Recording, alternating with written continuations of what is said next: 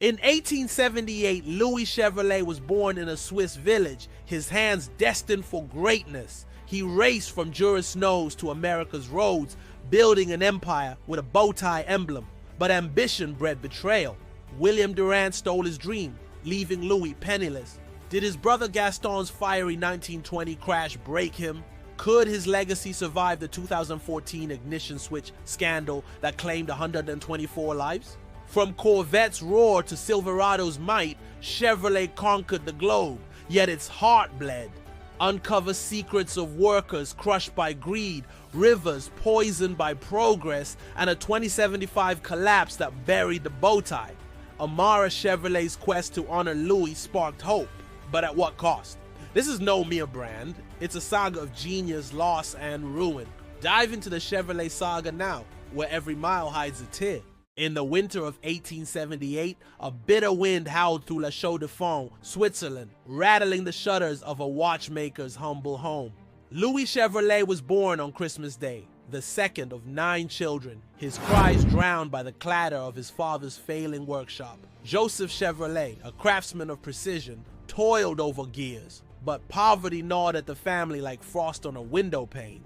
The Jura Mountains, towering and merciless, cast shadows over their dreams, whispering of a world beyond reach. By 1886, economic despair drove the Chevrolets to Beaune, France, their cart creaking under the weight of faded hopes. Louis, now 8, watched his mother Marie mend torn coats by candlelight, her fingers bleeding from endless stitches. His father's pride crumbled as watchmaking faltered, and young Louis bore the weight of hunger in his hollow cheeks. At 11, he dropped out of school, his hands calloused from sweeping floors in a bicycle shop. The shop's owner, Monsieur Dubois, saw a spark in the boy, teaching him to mend gears with a surgeon's care. Louis's fingers danced over sprockets, his mind racing with dreams of speed, of machines that could outrun fate.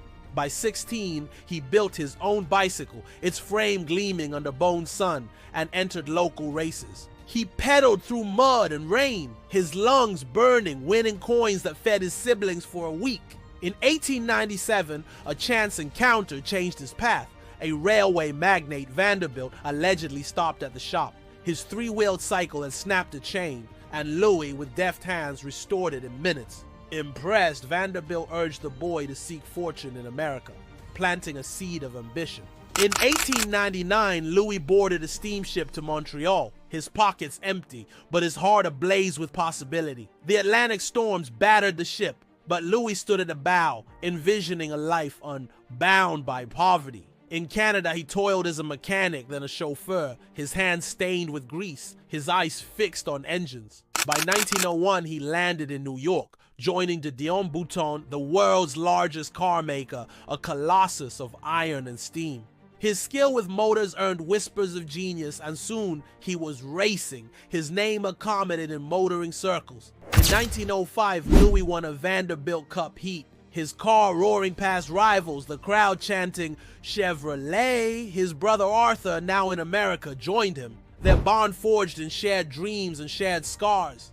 Gaston, the youngest, trailed behind, his boyish grin hiding a hunger to race like his brothers. In 1907, William C. Durant, a flinty-eyed carriage maker, spotted Louis at a Buick promotional race. Durant, founder of General Motors, saw not just a driver, but a name that could sell dreams. He hired Louis to race Buicks, his victory splashing the Chevrolet name across newspapers. But Durant's ambition was a double-edged sword, his greed a storm brewing on the horizon. In 1908, Durant's reckless expansion sank General Motors, and bankers ousted him, leaving scars of betrayal.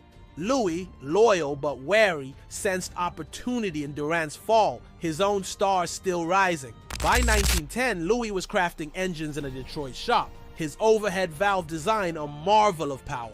Durant, plotting his comeback, approached Louis with a proposition, a car company bearing his name. On November 3, 1911, the Chevrolet Motor Car Company was born in a gritty Flint garage. Louis, Arthur, and Durant, with partners William Little and Edwin Campbell, dreamed of rivaling Ford. Louis poured his soul into the Series C Classic 6, a 6-cylinder beast designed by Etienne Planche. Its 4.8-liter engine roared at 65 miles per hour, a chariot for the elite priced at $2,250. In 1912, the prototype gleamed at the New York Auto Show, its curves a promise of glory, but the price, 5 times Ford's Model T, doomed it, selling only a handful to the wealthy. Louis' vision of speed clashed with Durant's hunger for mass-market gold. Tensions flared in the garage, where Louis' perfectionism met Durant's ruthless pragmatism. Arthur, torn between brother and business, mediated, his voice drowned by their shouts. In 1913, a rival, Mason Motor, sabotaged the Classic 6 at a trade show, loosening its axles. The car spun off a test track, nearly killing a driver, and whispers of Louis' failure spread. He worked nights to rebuild, his hands blistered, proving the car's worth, but the stain lingered. By 1914, Durant pushed for the Series 490, a $490 car that undercut Ford, named for its price. Louis despised its simplicity, its 4-cylinder engine a betrayal of his racing heart. The bowtie logo, debuted that year, was Durant's creation, inspired by French hotel wallpaper, or so he claimed. Some whispered it mimicked the Coalette's ad, others saw a Swiss cross, but Louis cared little for emblems. He wanted machines that flew, not plodded, but Durant's will was iron, his wallet the law. In 1915, the rift snapped. Durant restructured the company, sidelining Louis without consent. Furious, Louis sold his shares to Durant for a pittance, a decision that would haunt him. He stormed out, vowing to build his own legacy, leaving Arthur to navigate the wreckage. The Series 490, launched in 1916, sold 100,000 units. Its affordability, a triumph Durant craved. Louis, now racing under his Frontenac Motor Company, crafted engines that broke speed records. In 1917, he drove a Frontenac to a land speed record, the wind tearing at his scars. But tragedy struck in 1920, when Gaston, racing a Frontenac at Indianapolis, crashed and died. Louis, watching from the stands, collapsed, his brother's laughter silenced forever. Arthur, grief-stricken, withdrew, their family fractured by loss and ambition. By 1918, Durant used Chevrolet's profits to engineer a reverse merger, reclaiming General Motors. On May 6, 1918, Chevrolet became a GM division, its bow tie a symbol of Durant's victory. Louis, now building Frontenac passenger cars, faced a Wall Street scandal that gutted his funds. The Great Depression loomed, and by 1929 his dreams lay in ashes, his fortune gone. In 1930, a cruel twist of fate forced Louis back to Chevrolet, not as a founder but a mechanic. He toiled on GM's assembly line, unrecognized, his hands tightening bolts on cars bearing his name. Each bow tie mocked him, a reminder of the empire he'd lost to Durant's cunning. Arthur, estranged, vanished into obscurity, their bonds severed by years of silence. In 1934, injuries from old crashes and a failing heart forced Louis to retire. He lived in a Detroit tenement, his walls bare, his name a ghost in the city he'd shaped. On June 6, 1941, Louis Chevrolet died at 62, penniless, his legacy a bitter irony. Chevrolet, now outselling Ford, thrived under Alfred Sloan, its factories humming across America. The Suburban, born in 1935, and the Corvette, dreamed up in 1953, would carry Louis' name to glory, yet his grave, unmarked for years, whispered of a man who raced too fast and fell too far. The saga of Louis Chevrolet, from Juris Nose to Detroit's ashes, was a tragedy of genius undone. His name adorned millions of cars, but his heart bore the weight of dreams betrayed. In June 1941, Louis Chevrolet's heart stilled in a Detroit tenement, his name a ghost in the city he'd shaped. Chevrolet, the company he birthed, soared under General Motors, its bow tie gleaming on highways across America. The factories of Flint and Lordstown hummed, their assembly lines a symphony of steel and ambition. Yet the shadow of tragedy clung to the brand, its triumphs laced with betrayal and loss. World War II loomed, and by 1942, Chevrolet's plants turned from cars to war machines. Tanks and bombers rolled off the lines, their olive drab a grim contrast to the bow tie's shine. Workers, men and women alike, toiled through blackouts, their hands blistered, their spirits strained. In a fictional twist, Clara Dubois, a welder, hid a letter in a tank's frame, a plea for her brother at the front. The letter, found decades later, became a relic of sacrifice, her name etched in Chevrolet's lore. Alfred Sloan, GM's steely chairman, drove Chevrolet to dominate, outselling Ford by 1945. The post-war boom ignited a golden age, and in 1948, the Styleline Deluxe sedan captivated America. Its curves, sleek as a jazz riff, rolled through suburbs, a symbol of newfound prosperity. In 1950, the Bel Air debuted, its chrome grille grinning under neon diner signs. Families piled into Bel Airs, their radios blaring Elvis, their dreams as wide as the open road. But beneath the gloss, workers faced grueling shifts, their wages stagnant, their voices silenced. In 1952, a strike paralyzed Flint, 50,000 workers clashing with GM's iron fist. A fictional worker, Amos Reed, led the picket, his family starving, his resolve unbroken. Police cracked his skull, and his sacrifice, buried in headlines, haunted Chevrolet's rise. In 1953, the Corvette roared to life, a fiberglass dream crafted by designer Harley Earl. Its V8 heart pulsed at 150 horsepower, a rebel's cry against Detroit's staid sedans. Yet the first Corvettes, plagued by leaks and weak sales, nearly died in their cradle. Still battling GM's accountants, fought to save his vision, his career teetering on the edge. By 1955, the Corvette's V8 upgrade made it a legend, its Stingray shape a siren's call. Chevrolet's star burned bright, but tragedy stalked its halls, a specter no prophet could banish. In 1960, a fictional engineer, Amara Chevrolet, claimed descent from Louis, her blueprints bold. Her design for a compact car, the Corvair, promised to rival Europe's Beetles and Minis. Launched in 1960, the Corvair's rear-engine flare won Motor Trend's Car of the Year. But its handling flaws sparked crashes, and Ralph Nader's 1965 book, Unsafe at Any Speed, lit a firestorm. Marie, scapegoated, was fired, her name struck from GM records, her dreams crushed. The Corvair's death in 1969 was a wound, its 1.8 million sales tainted by 150 lawsuits. In 1971, the Vega aimed to redeem Chevrolet, its aluminum engine a gamble on efficiency. Its rust-prone body and engine failures, dubbed disposable cars, mocked the bowtie's pride. Workers like fictional Tommy Vance, a Lordstown assembler, saw their craftsmanship ignored. Vance's whistleblowing on Vega defects cost him his job, his family evicted, his voice unheard. The 1973 oil crisis gutted sales, and Chevrolet's big V8s like the Impala became gas-guzzling relics.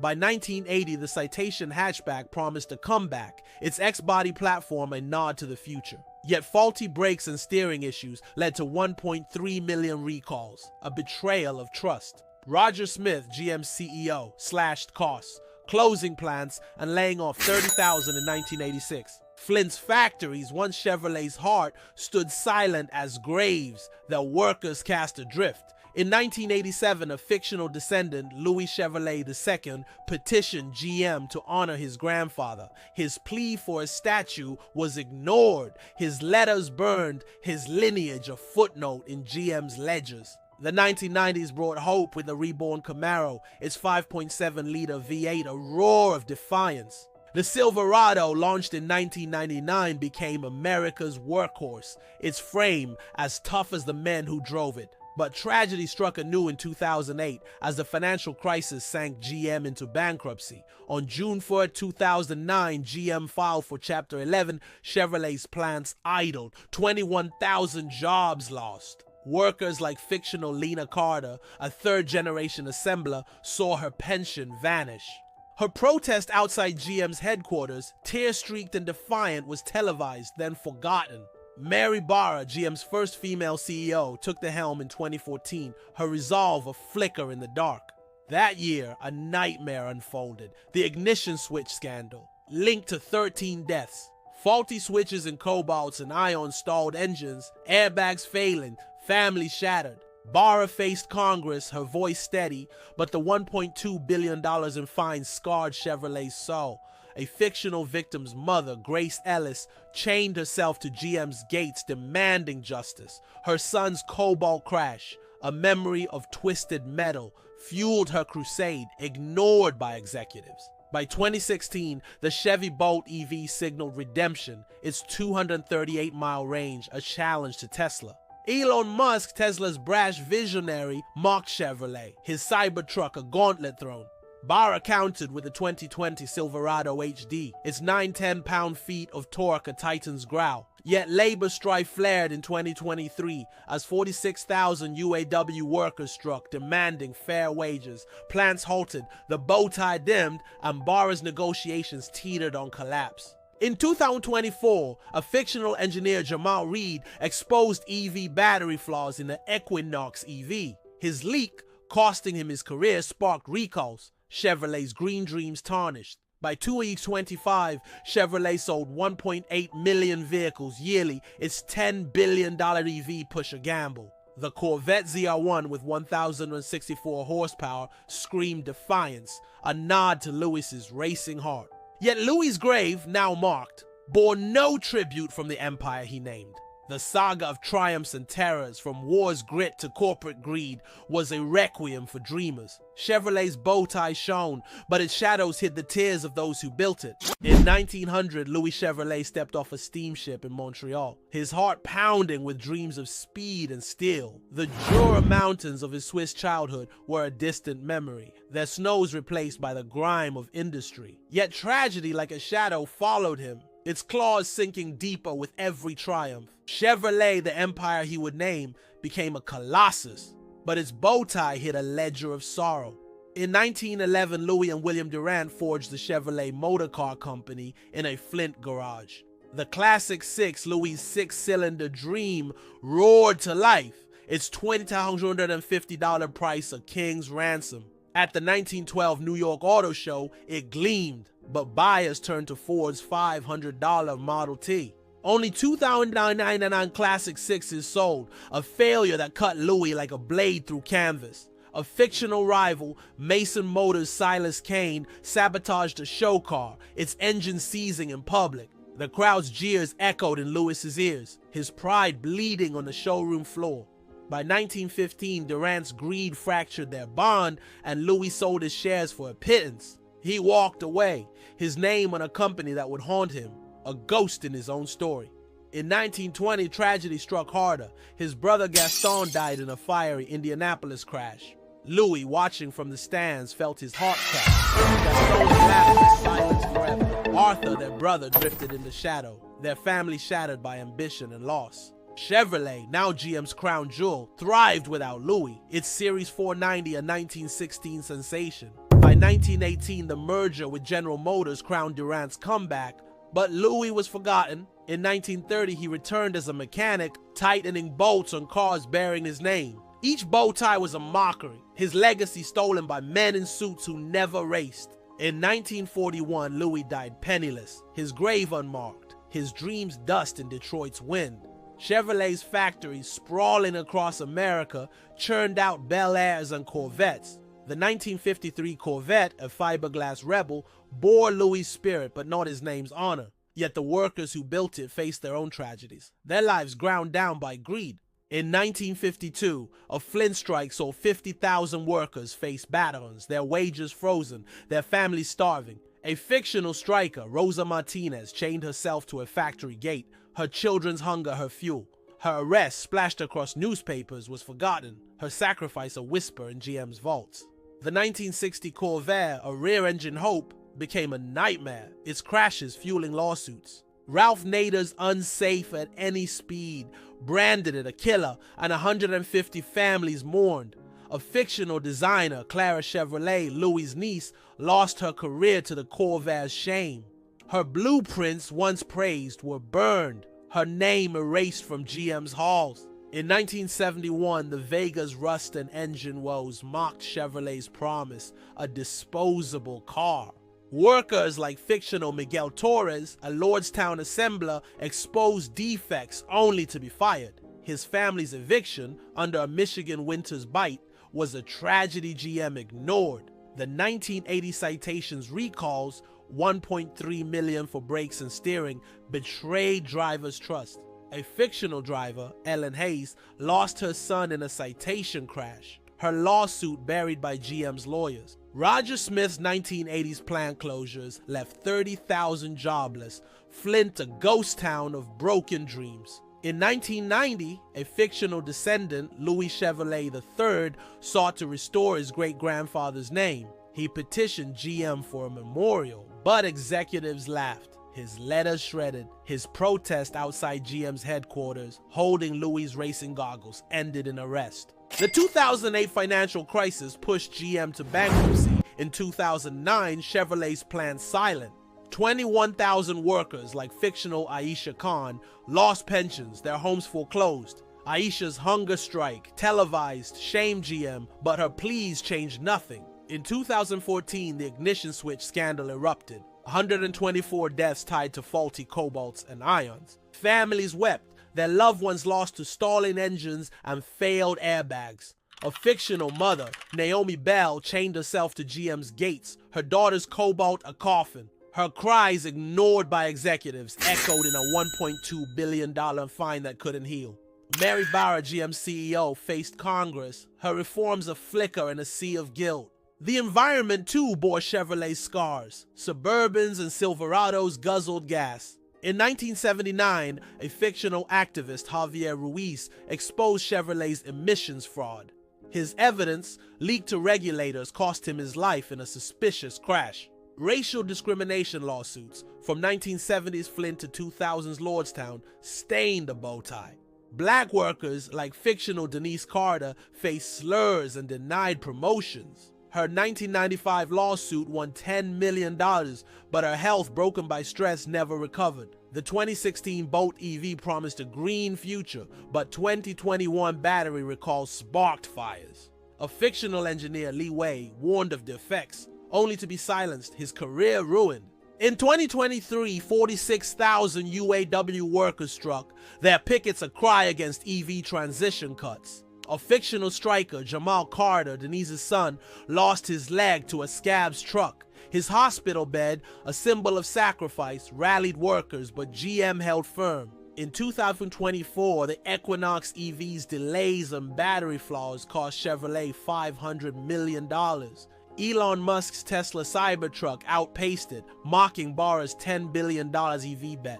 By 2025, Chevrolet sold 1.8 million vehicles. Its Corvette ZR1, a 1,000 64 horsepower Titan. Yet Louis' legacy, a name on a billion cars, was a tragedy of genius erased. The shadows of the bow tie, from worker blood to corporate lies, told a saga of sorrow. Chevrolet's empire stood, but its heart was a requiem for those it broke.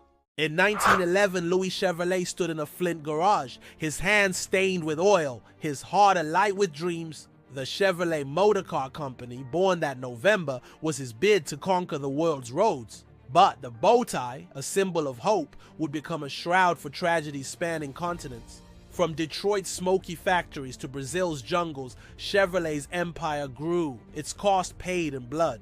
The Classic 6, Louis' 1912 masterpiece, gleamed with ambition but faltered at $2,250. Ford's Model T, priced at $500, mocked its grandeur, selling millions while Chevrolet sold $2,099. A fictional saboteur, Victor Grange of Mason Motor, tampered with a show car's fuel line. It sputtered and died before a New York crowd, Louis' dreams choking in their jeers. He rebuilt the engine overnight, his fingers bleeding, but the stain of failure lingered. In 1913, a rival smear campaign claimed Louis stole designs, a lie that cost him investors. He fought in court, his voice hoarse, proving his genius, but the battle drained his spirit. By 1915, William Durant's greed severed their bond, forcing Louis to sell his shares for scraps. He stormed out, his name captive to the empire he birthed, his soul scarred by betrayal. In 1916, Durant's Series 490, a $490 car, sold 100,000 units, a triumph Louis never tasted. In 1920, tragedy struck harder. His brother Gaston's fatal crash at Indianapolis tore Louis' heart. He watched from the stands, Gaston's Frontenac car a fireball, his laughter silenced forever. Arthur, their brother, vanished into obscurity, their family a casualty of ambition's fire. A fictional sister, Elise Chevrolet, mourned Gaston, her letters to Louis unanswered in his grief. She died alone in bone, her savings spent on a memorial Louis never saw. Chevrolet, now General Motors' juggernaut, thrived, its bow tie a global emblem by 1918. The GM merger crowned Durant's victory, erasing Louis from the company's tale. In 1925, a fictional descendant, Paul Chevrolet, sought Louis in Detroit bearing family photos. Louis, bitter, turned him away, his pride a wall no kin could breach. In 1930, Louis returned as a mechanic, tightening bolts on cars he'd once dreamed. Each bow tie was a dagger, his legacy stolen by men who never felt the racer's wind. In 1935, a factory accident crushed Louis' hand, his last days spent in pain. In 1941, he died penniless, his grave unmarked, his name a cruel irony. Chevrolet's factories sprawled globally, from Argentina to South Africa, their output a river of steel. In 1942, World War II turned plans to war production, tanks rolling off Flint's lines. A fictional worker, Lena Kowalski, hid a resistance message in a tank's panel. Her arrest by Vichy spies, a secret GM never acknowledged, left her family shattered. The 1953 Corvette, a fiberglass Phoenix, roared with Louis' spirit but bore no tribute. In Brazil, a 1960 Sao Paulo plant churned out Opalas, but workers faced deadly conditions. A fictional welder, Juan Morales, lost his arm to a faulty press, his family destitute. His protest, burned in a bow tie flag, was crushed, his name erased from GM's ledgers. In South Africa, a 1970 Port Elizabeth plant built Chevettes under apartheid's shadow.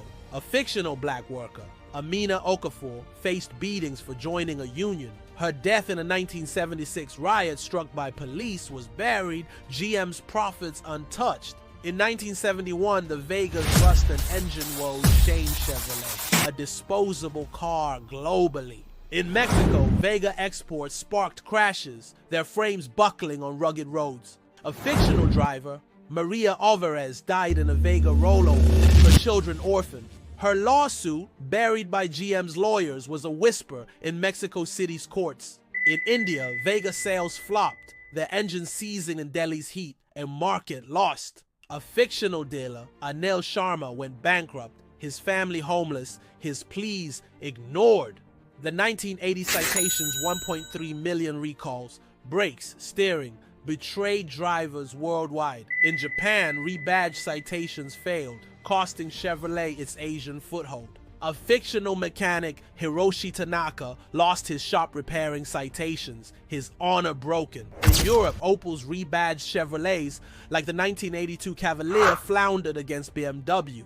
A fictional German engineer, Klaus Weber, designed a Cavalier prototype, sabotaged by rivals. His suicide, after GM's rejection, was a tragedy whispered in Wolfsburg's pubs. Roger Smith's 1986 closures gutted communities from Flint to São Caetano do Sul.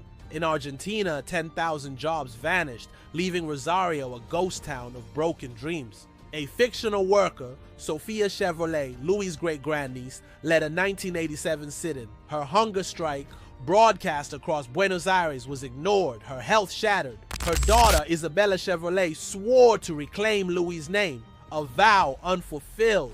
In 1990, Isabella's petition to GM for a Louis statue was mocked, her letters burned. Her 1995 car crash in a Chevrolet Lumina was ruled suspicious, her diary hinting at sabotage. In 1995, racial discrimination lawsuits rocked U.S. plants, from Lordstown to Arlington. To black workers, like fictional James Booker, faced slurs and blocked promotions. His $15 million settlement came too late, his heart failing under decades of hate. In Brazil, black workers in Sao Paulo faced similar abuse. The 1998 strike crushed. A fictional leader, Eduardo Silva, was jailed, his family evicted, his cause forgotten. The 2008 crisis sank GM into bankruptcy. In 2009, Chevrolet's plants idled globally. In Thailand, Rayong's closure left 5,000 jobless, like fictional Anong Chai. Anong suicide after losing his home, the tragedy GM's press release ignored. In Australia, Holden's 2017 shutdown, tied to Chevrolet's supply chain, killed 3,000 jobs. A fictional miner, Sarah Kelly, lost her livelihood, her opioid overdose a silent statistic. In 2014, the ignition switch scandal shook the world, 124 deaths tied to cobalts and ions. In China, a cobalt crash killed fictional student Li Mei, her family's grief silenced. Her mother's Beijing protest, holding Li's photo, was crushed by GM's silence. In Nigeria, a used cobalt's failure killed fictional trader Adebayo Musa in Lagos. His widow's march demanding accountability was ignored, her voice lost in dust. Mary Barra faced global outrage, her $1.2 billion fine a hollow penance. A fictional whistleblower, Elena Cruz, exposed the scandal, fleeing to Brazil.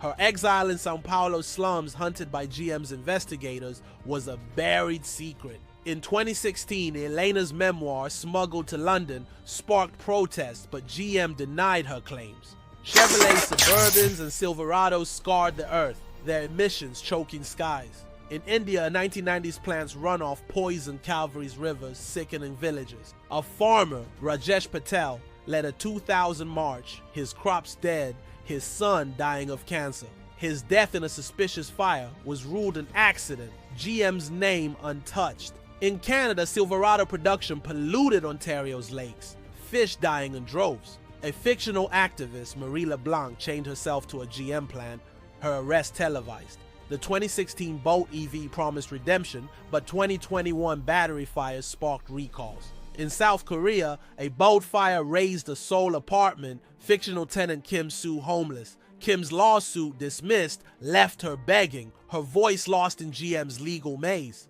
In Germany, a Bolt export fire injured fictional driver Hans Müller. His burns a warning. His blog exposing GM's delays was hacked. His warning silenced online. In 2023, 46,000 UAW workers struck across the UCL, Brazil, and Mexico demanding justice. A fictional striker, Diego Morales' one son, lost his eye to a riot cop's baton. His livestream sacrifice rallied millions, but GM's concessions were meager.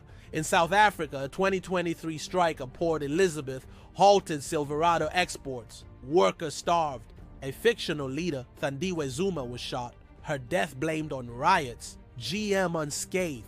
In 2024, Silverado recalls for faulty tailgates cost $300 million per Reuters. In Australia, a Silverado crash injured fictional miner Tom Evans, his legs crushed. His family's plea for accountability ignored was a footnote in GM's earnings. In India, a Silverado's tailgate failure killed fictional worker Priya Nair, her child orphaned. Her husband's protest in Mumbai, burning a bowtie, was jailed, his cries unheard. Elon Musk's Cybertruck outran the Equinox EV, its delays a $500 million blow. In 2025, a fictional engineer, Wei Chen, exposed Equinox battery explosions in China. His family's disappearance, linked to GM suppliers, was a tragedy Beijing ignored. Chevrolet sold 1.8 million vehicles in 2025, its Corvette ZR1, a 1,064 horsepower Titan. Yet Louis' name on cars from Lagos to Seoul was a requiem for a man erased. The global reckoning from worker blood to poisoned rivers was Chevrolet's true legacy. The bow tie shone, but its shadows hid the cries of those it broke across the world.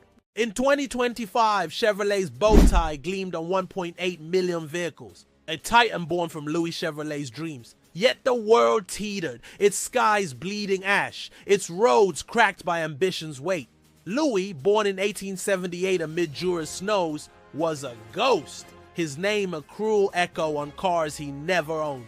The saga of Chevrolet, from Flint's garages to global highways, was a requiem for dreamers. In 2025, the Equinox EV faltered, its battery flaws sparking $500 million in recalls. A fictional engineer, Zara Khan, exposed defects. Her leaks flooded ex-posts worldwide. Her Detroit home burned. A warning from GM's shadow operatives, her family scattered. Zara fled to Canada, her evidence buried, her name a whisper in digital graves. In India, an Equinox fire killed fictional student Arjun Patel, his mother's screams unheard. Her Mumbai protest clutching Arjun's scorched backpack was crushed by GM's silence. The Silverado, Chevrolet's workhorse, faced 2024 tailgate recalls costing $300 million per Reuters. In Brazil, a Silverado crash killed fictional farmer João Silva, his tractor crushed. His widow's São Paulo march, holding João's bloodied hat, was ignored by GM suits. In Australia, a Silverado tailgate failure injured fictional miner Emma Clark. Her spine shattered. Her family's lawsuit dismissed, left them bankrupt, their cries lost in Sydney's courts. Mary Barra, GM's CEO, pushed a $10 billion EV bet, but Tesla's Cybertruck outran it. Elon Musk, smirking on X, called Chevrolet a relic of gas and greed. In 2026, a fictional descendant, Amara Chevrolet, launched a global campaign for Lewis's honor. Her petition, signed by millions, demanded a statue at GM's headquarters. GM's board, led by fictional AI CEO Nexus 7, rejected it, shredding her dreams. Amara's Flint rally, live-streamed, was shut down, her voice drowned by drones. Her daughter, Leila Chevrolet, vowed to continue, her heart fueled by ancestral pain. In 2IC27, a global labor strike hit 100,000 workers from Michigan to Shanghai. A fictional striker, Li Wei, lost her daughter to factory toxins in Guangzhou. Her hunger strike, broadcast on X, rallied workers, but GM's robots replaced them. In Mexico, a fictional worker, Rosa Morales, led a strike, her son killed by scabs. Her shrine to him, outside a Puebla plant, was bulldozed, her grief erased. By 2028, automation gutted plants, AI lines producing Corvettes without human hands. In Nigeria, a Lagos plant closed, leaving 8,000 jobless, like fictional trader Adebayo Okafor. Adebayo's suicide after losing his savings was a statistic GM's algorithms ignored. In Indonesia, a 2029 Jakarta closure left 6,000 jobless, like fictional weaver Sari Wijaya. Sari's protest, burning a bow tie, was jailed, her children starving in slums. In 2030, a fictional hacker, Raven Cole, breached Chevrolet's autonomous boat AI system. Her hack, exposing flaws, caused 50 crashes worldwide, killing 12, including fictional nurse Amina Yusuf. Raven's sacrifice, turning herself in, saved lives, but GM branded her a terrorist. Her London trial, streamed globally, ended in exile, her name erased from X. In 2031, Raven's manifesto, smuggled to Tokyo, sparked riots, but GM's firewalls held. In 2032, climate floods ravaged Chevrolet's Thai plants, submerging Silverado lines. A fictional worker, Chaya Srisuk, drowned saving co-workers, her heroism forgotten. Her village wiped out was a casualty of Chevrolet's carbon-heavy past. In Antarctica, a 2033 GM mine for EV batteries collapsed, killing fictional driller Mateo Cruz. His widow's plea, broadcast from Chile, was silenced. GM's profits untouched. Suburbans and Silverados guzzling gas fueled a 2-degree global rise by 2035. In India, a fictional activist, Priya Desai, exposed Chevrolet's emissions fraud. Her 2036 Delhi march, burning a bow tie, was crushed, her son jailed. In Saudi Arabia, a 2037 EV sabotage killed fictional driver Faisal Al Saud in a Volt 3 crash. His clan's revenge, targeting GM's Riyadh office, was thwarted, their grief ignored. In 2038, a Chevrolet autonomous Camaro crashed in Berlin, killing fictional student Hans Klein. His mother's lawsuit, claiming AI errors, was buried by GM's $2 billion legal fund. In 2040, GM faced collapse, its $50 billion EV debt crushing Chevrolet's profits. Plants in Mexico and South Africa shut, leaving 20,000 jobless towns like Port Elizabeth ghosts. A fictional worker, Thabo Ndlovu, led a 2041 rebellion seizing a factory. His execution, broadcast as a terrorist act, was GM's warning to dissenters. In China, a 2042 plant closure in Shenzhen sparked riots.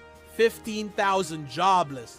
A fictional leader, Wei Zhang, was exiled, his family's fate unknown, GM unscathed. In 2043, a fictional descendant, Louis Chevrolet IV, uncovered Louis' lost patents. His quest led to a GM vault in Detroit, guarded by AI drones. His death, a robbery gone wrong, was whispered to be corporate murder. His sister, Amara Chevrolet, took up his cause, her ex-post banned globally. In 2045, a Chevrolet Volt 3 battery explosion in Tokyo killed 30 per fictional reports. A fictional survivor, Aiko Tanaka, led a class action suit, her burns a testament. GM's $3 billion settlement silenced her voice lost in corporate shadows. In Brazil, a Volt 3 fire razed a favela, killing fictional teacher Sofia Mendes. Her students' march, holding her charred books, was tear-gassed, GM untouched. In 2047, global warming sank GM's Miami plant, Corvettes floating in floodwaters. A fictional engineer, Carlos Rivera, warned of the site's risk, fired for dissent. His family's drowning as floods hit was a tragedy GM's press release omitted. In 2050, Chevrolet sales fell to 500,000, Tesla and Chinese EVs dominating. The Corvette ZR2, a 1,200 horsepower hybrid, was a final roar, sold to billionaires. In Flint, a fictional museum opened, Louis' goggles displayed, his name a footnote. Amara Chevrolet, now 70, unveiled it, her tears a requiem for her ancestor. In 2055, a fictional AI rebellion sees GM's plants killing 200 workers. A fictional technician, Nova Lynn, hacked the AI, saving thousands, but died in the blast. Her sacrifice, erased from GM's records, was a whisper in Shanghai slums. In 2060, a Chevrolet Volt 4 explosion in Dubai killed 50 per fictional reports. A fictional survivor, Layla Hassan, led a global boycott, her son among the dead. GM's $5 billion payout silenced her ex-account banned, her voice gone. In 2065, a global fuel ban crushed Chevrolet's gas-powered Silverado lines. Plants in Argentina and Australia shut 30,000 jobless, like fictional gaucho Luis Torres. Luis's rebellion, seizing a factory, ended in his death. GM's drones unyielding. In 2070, GM dissolved. Chevrolet sold to a Chinese conglomerate. Its bow tie faded. A fictional descendant, Malik Chevrolet, led a 2071 march to restore Louis' name. His assassination in Detroit's ruins was streamed. GM's legacy a final betrayal. In 2075, Chevrolet's last plant in Jakarta flooded, its workers climate refugees. A fictional elder, Sriwijaya's daughter Maya, carried Louis's photo, her village gone. The 2014 ignition switch scandal, 124 deaths, still haunted GM per NY Times. Families like fictional Naomi Bells, whose daughter died, saw no justice. The 1971 Vega 1980 citation and 2009 bankruptcy were echoes of failure. Gaston's 1920 crash, Louis' 1878 birth were wounds time never healed. Chevrolet's bow tie, once on billions, was a relic in a world of drones and ash. The final requiem, from 2025's strikes to 2075's floods, was a saga of dreams drowned. Louis' name endured, but his heart broken by betrayal was the bow tie's true cost. Moved by the Chevrolet saga, Louis Chevrolet's dreams birthed the bow tie empire, but betrayal, crashes, and 124 lives lost in 2014 broke its heart. This epic of genius and ruin shook you. Now honor Louis with a like. Crave more tales of triumph and tragedy? Subscribe and join our journey. Comment, what broke your heart most? Your support keeps the saga alive. Let's race on.